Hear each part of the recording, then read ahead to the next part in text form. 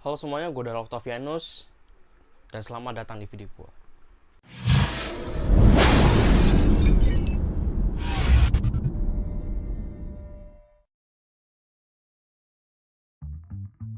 Halo semuanya, jadi video ini berbeda dengan yang lain karena video ini merupakan video tentang opini-opini yang akan gue sampaikan kepada kalian.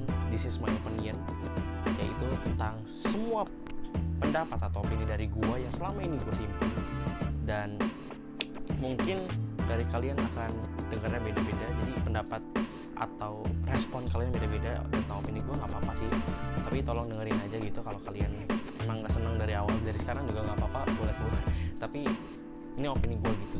Jadi this is my opinion adalah sebuah opini dari gue yang akan gue sampaikan sesuai dengan tema yang akan gue bawakan.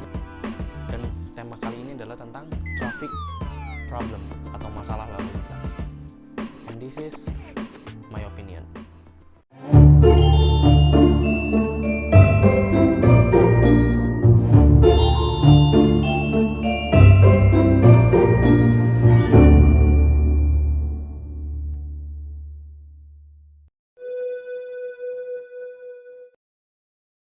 Oke, sekali lagi, jadi sebelum mulai membahas videonya, sebelum mulai membahas temanya, gue mau jelasin kenapa gue mau membahas hal ini gitu. Karena pasti banyak di luar sana yang ngomong, ngapain sih lu bikin video gitu, lu masih kecil gak ngerti apa-apa. Gue mau membahas ini karena gue ingin speak up gitu pikiran gue yang selama ini gue simpen aja terus. Tadi gue udah ngomong, jadi meskipun gue masih anak umur 15 tahun, tapi gue tuh punya opini gue gitu sendiri. Jadi izinkanlah saya untuk menyampaikan pendapat saya ini.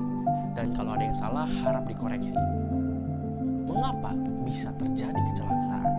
Menurut gua ada 4 faktor yang bisa menyebabkan kecelakaan. Yang pertama adalah infrastruktur yang kurang memadai dari pemerintah, seperti jalan yang berlubang atau tidak ada lampu lalu lintas dan lain sebagainya. Jadi infrastruktur juga sangat penting kenapa bisa jadi kecelakaan gitu. Dan kedua adalah kendaraan yang kita pakai sendiri sebelum berpergian. Itu coba kalian cek dulu kendaraan yang ingin kita pakai gitu. Jadi apakah kendaraannya itu masih dalam kondisi baik, contoh mesin masih bagus atau tidak mati saat dipakai pergi, dan rem masih berguna dengan baik atau belum gitu. Jadi kalian harus cek dulu. Ketiga adalah alam, hal yang di luar kemampuan manusia untuk mengendalikannya. Jadi contoh cuaca buruk, bencana alam, longsor gitu, pohon tumbang, ya masih banyak lagi lah yang berhubungan dengan alam. Jadi alam adalah salah satu faktor kenapa bisa terjadi kecelakaan. Yang terakhir adalah faktor paling utama, paling penting, paling utama lah mengapa bisa terjadi kecelakaan adalah manusia. Terlepas dari faktor infrastruktur, kendaraan yang dipakai, dan alam, faktor utama yang bisa menyebabkan kecelakaan di jalan yaitu karena faktor kesadaran manusia yang rendah, yang tidak disiplin, tidak taat aturan dalam kondisi tidak prima atau lagi capek gitu, nggak ngerti peraturan atau lalu lintas, atau malah sengaja. Dan inilah alasan utama mengapa bisa terjadi kecelakaan di jalanan atau di dalam lalu lintas gitu. Dan gue akan lebih fokus membahas ke faktor manusia.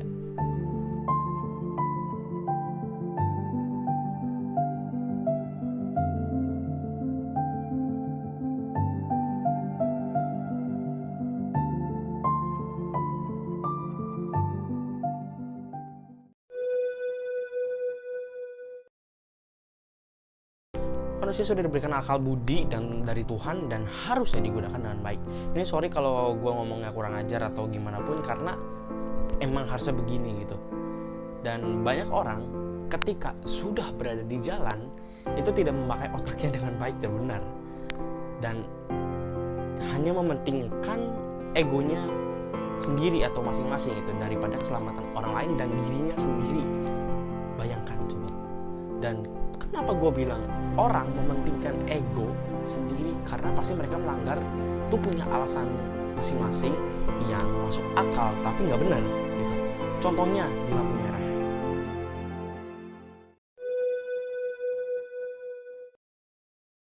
Di lampu merah kita itu sering melihat banyak orang yang menerobos lampu merah, ya kan?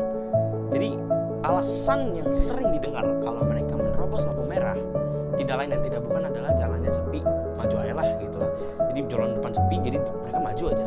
Kedua adalah saat masuk kantor atau sekolah, dan ketiga adalah lampu merah di sini lama. Jadi karena saking lamanya mereka malas tunggu, jadi mereka terobos saja.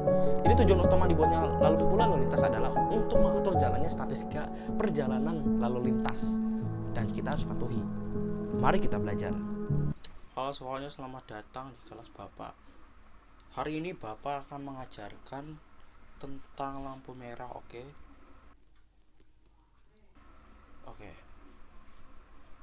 Oke, lampu hijau artinya apa? Jalan. Lampu kuning artinya apa? Hati-hati. Lampu merah? Terobos. Loh, kok lampu merah terobos? Ya berhenti dong. Itu mungkin anak-anak yang udah gedenya terobos lampu merah. Arti dari lampu merah pasti sudah diajarkan dari kita masih SD, bahkan masih kecil juga udah diajarin. Kayak gua aja dari sebelum sekolah itu udah diajarin kalau merah itu berhenti, kuning itu hati-hati atau bersiap, karena kalau dari merah ke hijau kan harus siap-siap dulu gitu, dan hijau itu artinya jalan, bukannya merah itu terus terus biar gak kena lampu merah, hijau ngelakson. Karena gua sebel gitu sama orang-orang yang kalau udah lampu hijau gitu mereka tuh langsung ngeklakson tin gak jelas gitu. Ya gue juga bakal jalan, ya kita juga bakal jalan, tapi gak langsung jalan karena di depan juga masih ada mobil yang berhenti gitu. Gak semuanya langsung kalau hijau jalan gitu, harus pelan-pelan, hati-hati. Kalau langsung terobos aja ya lu mau kendaraan lain rusak, kendaraan lu rusak gitu. Jadi kalau udah lampu hijau janganlah kalian langsung klakson tin berisik, oke? Berisik coy. Jika kalian berhenti di lampu merah, janganlah kalian berhenti di depan garis. Karena dari sepengetahuan gua, kalau di lampu merah itu gak boleh ada yang berhenti di depan garis, atau biasanya ada zebra cross. Jadi kalian harus berhenti di belakang garis, yang biasanya kalau ini ada zebra cross, ini ada garis, terus ini buat pemisah antara jalan yang sini sama jalan yang sini, mau belok dari sini sama dari sini kalau ada pertigaan, kalau perempatan dari situnya gitu. Tapi pertanyaannya, apakah di setiap lampu merah itu ada garis dan zebra cross ya? Kalau ada ya bagus gitu. Kalau nggak ada, terakhir di lampu merah itu suka ada tulisan belok kiri jalan terus atau lurus jalan terus. Belok kiri ikuti isyarat lampu gitu. Kalau belok kiri ya jalan terus, ya berarti kalau kalian mau belok kiri jalan terus, kalau lurus jalan terus juga sama aja lah gitu. Tapi kalau ada tulisan belok kiri ikuti isyarat lampu, artinya kalian itu harus mengikuti tulisannya itu loh. Belok kiri ikuti isyarat lampu, artinya kalau kalian belok kiri, kalau lampunya merah ya berhenti, ikut yang lain. Bukan lampu merah terus terobos aja, karena tulisannya itu belok kiri ikuti isyarat lampu, bukan belok kiri jalan aja, bukan belok kiri jalan terus gitu. Nggak semua belok kiri itu langsung. Jadi kalau kalian di lampu merah itu harus baca tulisan yang ada biasanya di bawah lampu. Jadi kalau lampu merah kan ada satu di sini, terus satu di sini, terus ada yang melengkung gitu kan. Nah di bawahnya lampu merah ini biasanya ada tulisan belok kiri langsung, lurus jalan terus, atau yang masih banyak lagi. Jadi kalau ada tulisan belok kiri ikuti isyarat lampu, berarti kalian harus ikuti isyarat lampu gitu. Itu kan udah jelas banget kan. Lampu merah itu membiasakan kita agar tetap disiplin, tertib, dan jujur. Itu manfaat lain dari lampu lalu lintas menurut gua.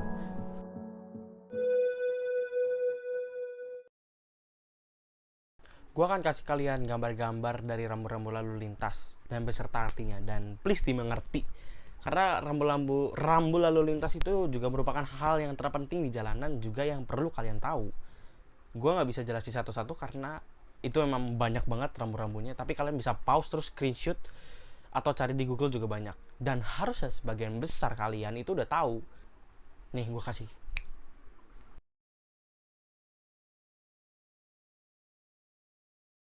Udah ngerti? Oke, lanjut.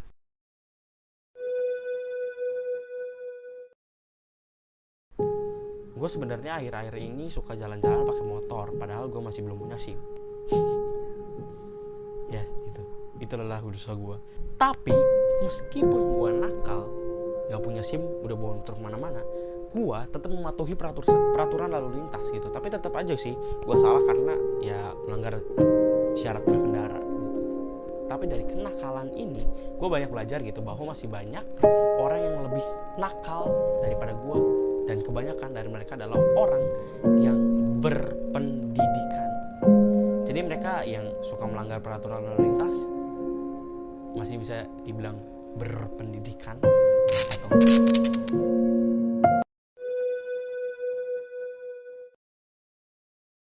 Sekarang mungkin di kota-kota besar sudah ada yang dipasang ITLE atau CCTV di setiap jalan lampu lalu lintas.